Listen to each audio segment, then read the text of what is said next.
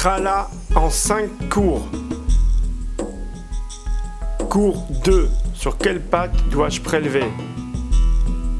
Bête à Midrash à Cacheroute, premier réseau de formation à distance en France, présente les lois de la cacheroute en vidéo.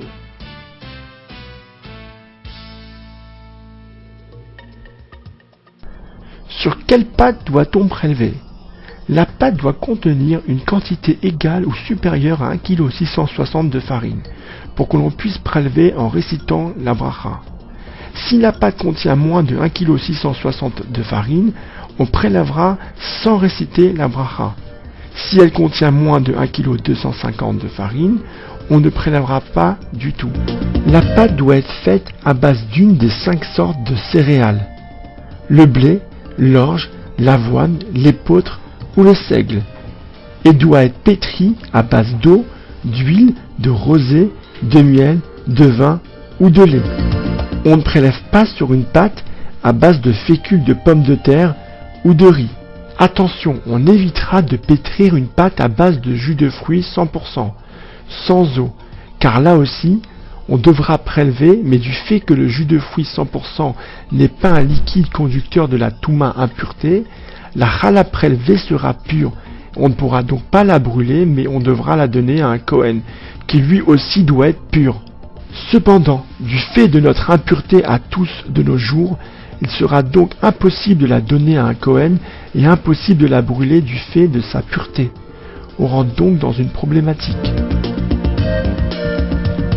D'autre part, la pâte qui a une quantité de farine supérieure ou égale à 1,660 kg doit être épaisse et cuite au four. Cependant, il y a plusieurs possibilités. Si elle est épaisse et frite, alors ceux qui veulent être plus stricts prélèveront sans réciter la bracha. Si elle est épaisse, que la moitié va être cuite au four et l'autre moitié va être frite, même si c'est la majorité, alors on prélève en récitant la bracha. Si elle est liquide et qu'elle va être frite ou cuite à la casserole, alors on ne prélève pas. Si elle est liquide mais cuite au four, on prélève après la cuisson en récitant la bracha. Exemple, j'ai une pâte à cake trop molle. Pour prélever avant la cuisson, je dois rassembler les cakes après la cuisson pour prélever en récitant la bracha. Dans le cas où l'on partage la pâte, il existe plusieurs cas. Si la pâte est destinée à réaliser des mets de même goût, alors on prélève en récitant la bracha. Si la pâte est destinée à réaliser des mets de différents goûts, on prélève mais sans réciter la bracha.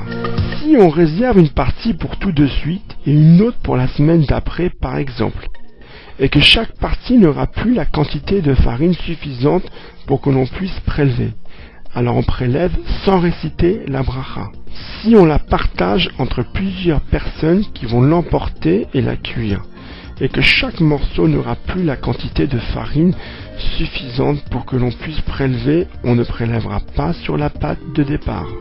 Si deux personnes sont associées dans une même pâte, et que grâce à cette association, la pâte contient une quantité de farine suffisante pour prélever, alors on prélèvera en récitant la bracha.